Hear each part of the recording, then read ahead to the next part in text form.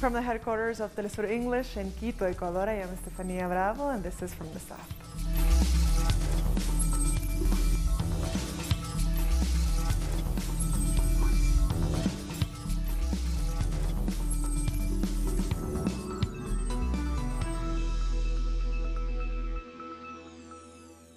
Argentina has announced more austerity measures in an attempt to stabilize the troubled economy.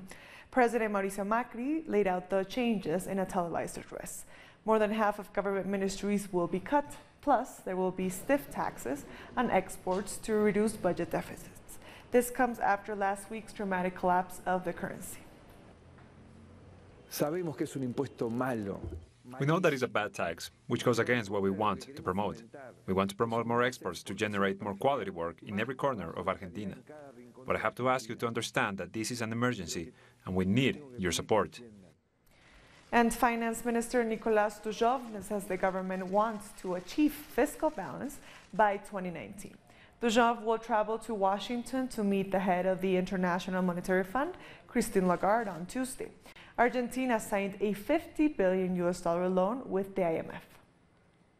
In 2019, we want to reach the primary fiscal balance, before interest, of course. Then in subsequent years, we will increase that result to also cover, with the primary surplus, the payment of interest on the debt, and already have a financial equilibrium. Our correspondent in Buenos Aires, Edgardo Esteban, brings us more.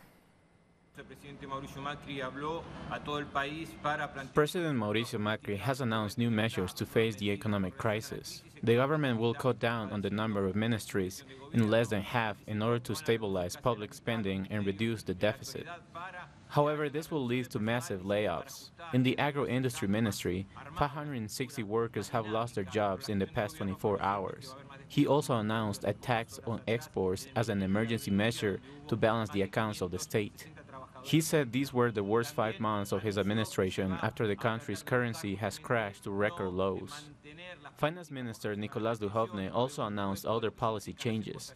He also said he will travel to the United States to hold meetings with the IMF to renegotiate new economic agreements in relation with the $50 billion standby finance loan they got from the financial institution. Thank you, Edgardo, for your report. And staying in Argentina, where former President Cristina Fernández de Kirchner reappeared in court on Monday. Fernández must testify about an alleged corruption network discovered during her term. So far, 12 businessmen and high-ranking officials linked to the case have been arrested. Fernández has denied any wrongdoing. She has also denounced this as political persecution. And the Venezuelan government is debunking foreign media's fake news coverage of Venezuelan migration in the region. Vice President Delcy Rodriguez and Communications Minister Jorge Rodriguez have also condemned xenophobic attacks against Venezuelan migrants.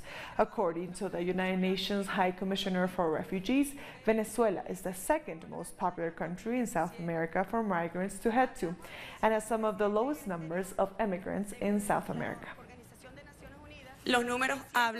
There has been an attempt by some governments from the Lima Group that messed with the Secretary General of the Organization of the American States, destroying the little credibility the organization has, and now they're trying to do the same thing with the United Nations. It is disgusting to see how the centers of power in Peru, Ecuador, and Colombia have tried to seed fear to promote hate crimes against citizens from a country that has received their population. 5,600,000 Colombians in Venezuela have received food, education, healthcare, housing. We haven't put them in any shelters. If they say there is a humanitarian crisis in Venezuela, why these Colombians do not flee our country?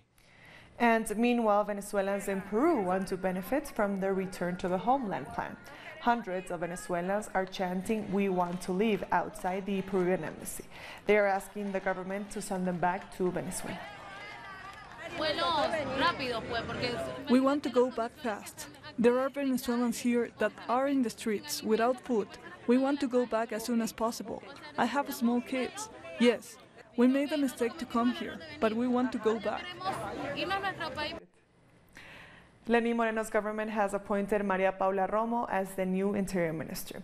The new minister has pointed out that her priority be sexual violence against children, violence against women, and disappearances. She confirmed the first thing she will do is to meet with the National Police. No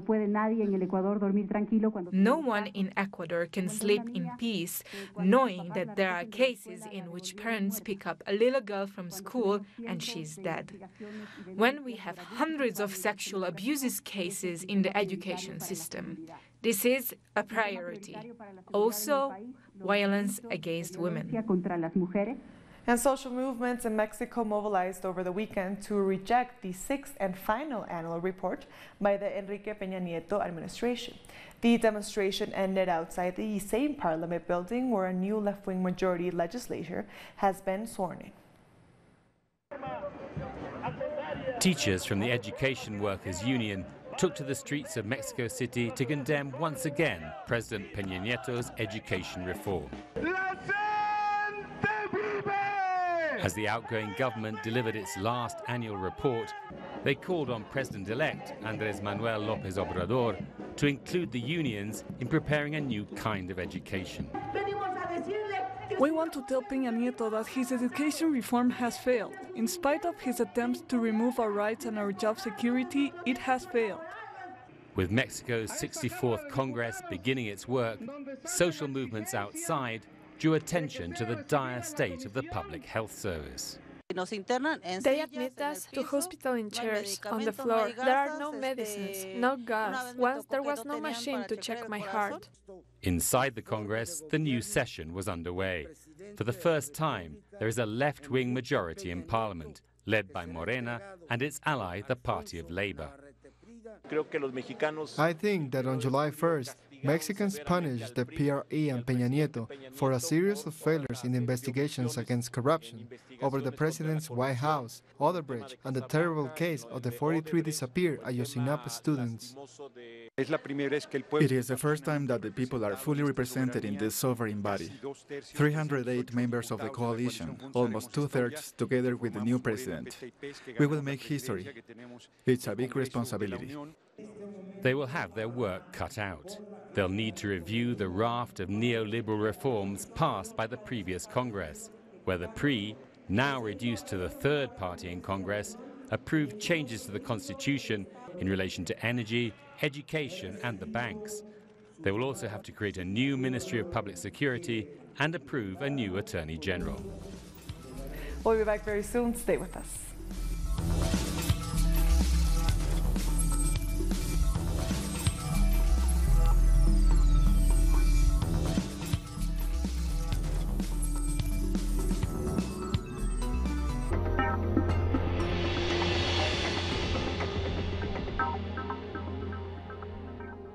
We are present at every event where our nations are staring.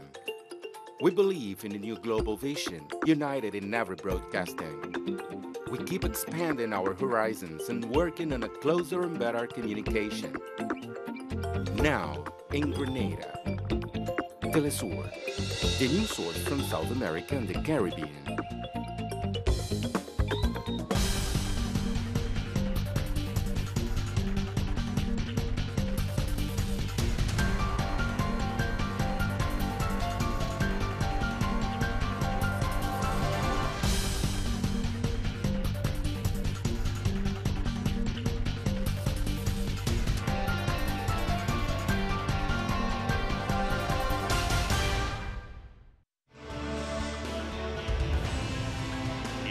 Infested by inequalities, abuse of power, and injustice.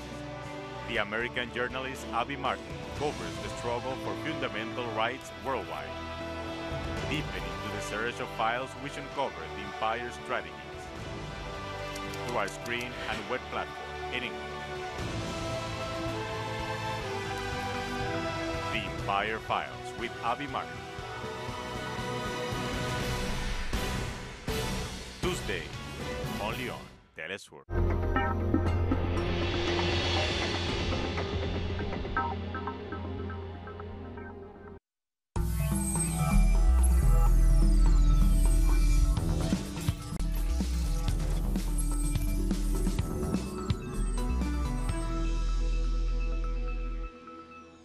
Welcome back. Brazil's vice presidential candidate Fernando Haddad has visited former President Luis Ignacio Lula da Silva in Curitiba. Haddad wants to define the Workers' Party strategy after the Electoral Supreme Court banned Lula from running for the presidency. The PT insists Lula is its candidate, although Haddad could replace him. The Electoral Court has banned any campaign ad where Lula appears. And the government of Guatemala is being criticized after refusing to protect human rights defenders. An independent investigation shows thousands of people are being criminalized. During a meeting in the municipality of Santa Cruz de Verapaz, these people chose to serve as human rights defenders for their communities. A human rights defender is every person who stands up to defend their land, their people's rights, be they economic, political, social, or environmental. Defenders say they have voluntarily taken this role after facing a ruthless capitalist model that attacks their people. They say their roles are recognized by the United Nations. We work under a United Nations resolution. We are recognized internationally as human rights defenders. From the moment we started fighting for communal and independent rights, we became defenders. The Guatemalan government is a signee of UN Resolution 53/144, which officially recognizes and protects human rights defenders. But social organizations say this agreement isn't being upheld. They do not want to do their part. People within the government, even at high levels, demonize human rights defenders and put our lives in danger. The Human Rights Defenders Network of Guatemala say that over 6,000 defenders are suffering some form of criminalization. Big businesses are leading this criminalization campaign. They see us threatening their economic interests, so they are allied with the state who provides them with the services of the police and the public ministry. Between May and July of this year, 8 human rights defenders were murdered, as the UN has deemed the situation for campesinos in Guatemala as alarming. And meanwhile, President Jimmy Morales has announced that he will not renew the mandate of United Nations International Commission Against Impunity. Our correspondent in Guatemala City, Mario Rosales, has more. The Constitutional Court of Guatemala has not provided any information about the legal implications of the decision taken by President Jimmy Morales. Jimmy Morales has announced that he will not renew the mandate of the United Nations International Commission Against Impunity. The court's judge have not held a session to analyze the legal basis of the case to guarantee the agency's head, Ivan Velázquez, to remain in the country. Last week, the Supreme Court granted the request by the United Commission and Guatemalan prosecutor to allow Congress to consider stripping President Morales of his immunity from prosecution. And former Chilean President Michelle Bachelet has taken office as the new UN High Commissioner for Human Rights. Bachelet says she will do everything possible to support victims and human rights defenders. In her first statement as High Commissioner, she has called on Myanmar to free the 2 Reuters journalists who were jailed on Monday. And a group of environmentalists have denounced an attack against them in Mexico. They say the aggression occurred when they were trying to plant trees in an ecological reserve in the state of Chiapas. Around 500 people were threatened by an alleged paramilitary group that wanted them to leave the place. Environmentalists say the authorities do not do enough to protect them. And Bolivia's President Evo Morales and his Peruvian counterpart Martín Vizcarra are heading a binational summit in the Bolivian city of Cobija. Our correspondent in Bolivia, Freddy Morales, has more. The president of Bolivia, Evo Morales, and the president of Peru, Martín Vizcarra, have finished the 4 binational cabinet in the Bolivian city of Cobija. From the year 2015, this cabinet raises solutions to the problems of its extensive common border of about 1,200 kilometers. The ministers of both states also met during the weekend. The heads of states have reviewed previous agreements and also signed new ones. The project of a bioceanic train stood out. This train would join the Atlantic and the Pacific Ocean with a corridor that will pass through Bolivia in an extension of almost 3,700 kilometers. It will demand almost $14 billion of investment. They also discussed security issues, integration, economic development, and environment. The two countries share Lake Titicaca, the highest navigable lake in the world. Thank you, Ferdy, for your report. And residents from a town in El Salvador have set their streets on fire to celebrate the annual Fireball Festival. Participants pelted each other with rags drenched in gasoline rolled into tight flaming balls. The festival commemorates a volcanic eruption that occurred in 1658. It is said that the hot lava that flowed from the volcano was actually the local patron, Saint Jerome, fighting the devil with balls of fire. And the West Indian Day Parade has taken to the streets in Brooklyn, New York as part of a Labor Day holiday. The annual carnival celebrates the culture of several Caribbean countries from Trinidad to Jamaica. People have filled the streets with costumes and soca music. New York City is home to the largest Caribbean population in the world outside of the Caribbean itself. Today when we march out of pride for the community you come from, march out of pride in this great city, but also march to send a message to Washington that we are a city proud of all the people who make up New York City, aren't we? We are proud to be a great city of immigrants, aren't we? We're not weaker because of immigration, we're stronger because of immigration. And a mass poisoning has taken place in Chile. Our correspondent in Santiago, Tiare Valenzuela, has more. I am at the headquarters of the former National Congress, located in the capital of Chile, where the Commission of Health is meeting to discuss the massive intoxication that happened in the coastal zone of the 5th region in Puchuncaví and Quintero. Just a few weeks ago, at least 30 students from the schools of this locality had to go to the health centers due to poisoning. They complained of nausea and paralysis. But now, the number of victims has increased to almost 300 people.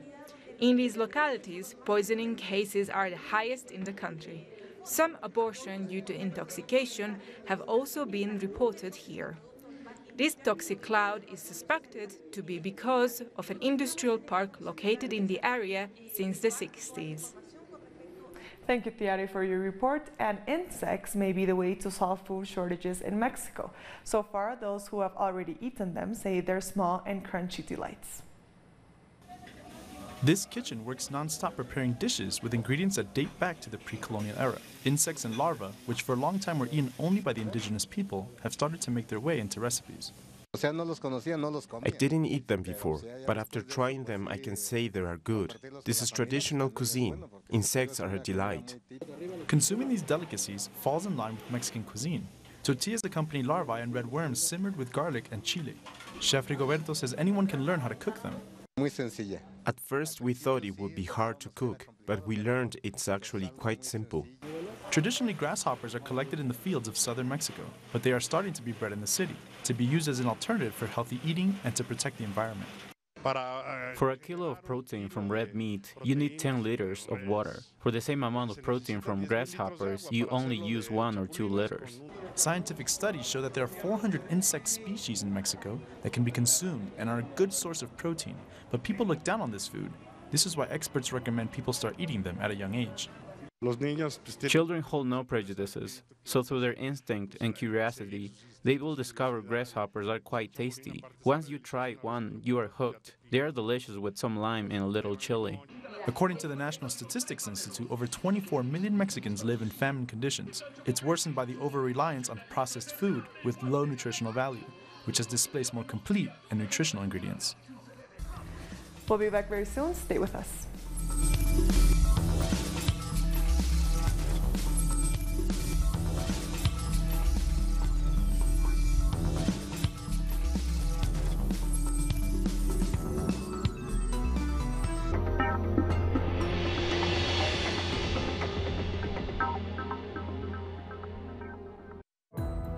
Our actions have an impact on the environment. It's our responsibility to change for the sake of our planet. Let's be part of this transition. Watch, preserve, and protect your Green Zone. Wednesdays, only on Telesur.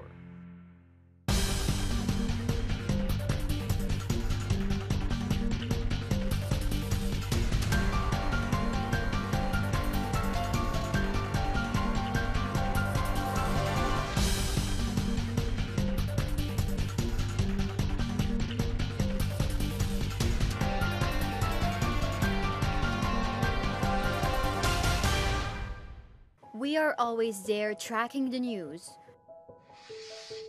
We seek equality.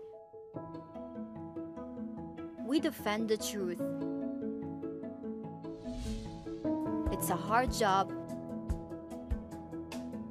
but we are not alone. We count on a new ally.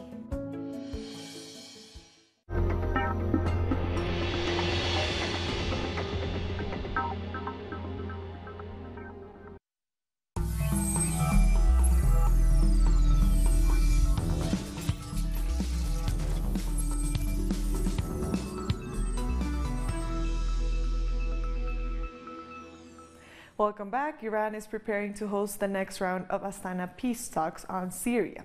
Iran's foreign minister is busy setting the agenda. Mohammad Javad Zarif is in Damascus discussing plans ahead of Friday's meeting, which will take place in Kazakhstan's capital. Iran will be hosting officials from Syria and Russia. They are preparing for talks about confronting the remaining rebels opposed to President Bashar al-Assad. Syrian government forces are planning to enter Idlib province to oust the al-Nusra Front. And a court in Myanmar has sentenced 2 Reuters journalists to 7 years in prison for breaching a colonial-era law on state secrets. The reporters were investigating the killing of Rohingya villagers by security forces at the time of the arrest. They pleaded not guilty. The verdict comes amid mounting pressure on the government over a military crackdown on Rohingyas on August 2017. We have been unfairly accused. We have been convicted of breaching the Official Secrets Act. We performed according to media ethics. We didn't do anything harmful towards our nation. We didn't commit any crime. However, they decided to convict us anyway. And at least 400 prisoners have escaped from a prison in the Libyan capital, Tripoli.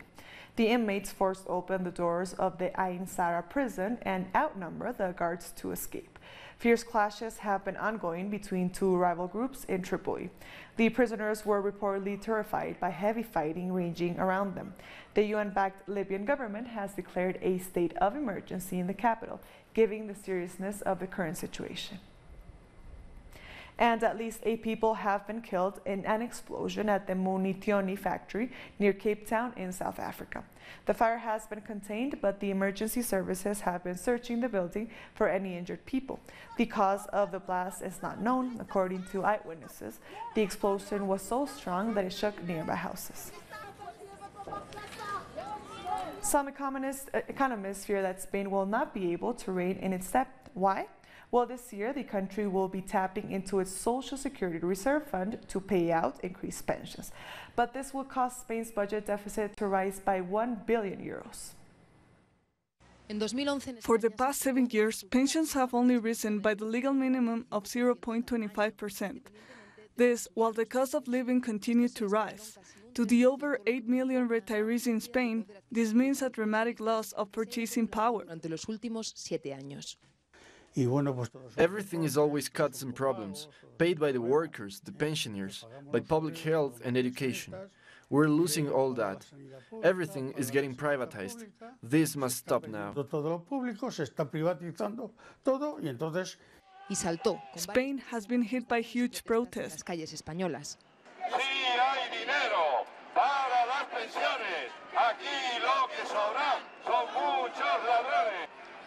The government agreed to increase pensions by 1.6% in 2018. This will be retroactive from 2017, but state pensioners says This is still not good enough. On a 700 euro pension, they increased 10 euro. But at the same time, electricity increased in 30%. Also water and gas. All we want is pensions to be updated, to use the money that's meant for the people's budget. But the move to raise pensions was met with backlash from some quarters. A subsequent increase in Spain's deficit is being attributed to the largest pension payout the country has seen in years. There's a chance that this could keep increasing because of the pre-agreements applied a week ago with the government, included a revaluation of the pension rates, and it means that they must increase 230 million euros for each 0.1% increase. An increase in employment and salaries would help. Instead, unions and other organizations support pensioners on combining public budget for private pension plans. Adriana Cardoso y Gemma Segura, Telesur, Madrid. And tens of thousands of people have attended a concert protesting against the far right in Chemnitz. The peaceful protest called #VerSinMehr, meaning We Are More, was organized after a week of far-right and anti-fascist demonstrations. The tension broke out in the East German city due to the recent fatal stabbing of a German Cuban man. We are not a far-right city. The majority of the population is totally normal, democratically civilized, but not far-right. For God's sake, we don't want that. We don't want such people. And with that, we've come to the end of this news brief. These and other stories, you can find them as always on our website at telesurtv.net/English. And also join us on social media, on Facebook, on Twitter, and on Instagram. For Telesur English, I am Estefania Bravo. Thank you for watching.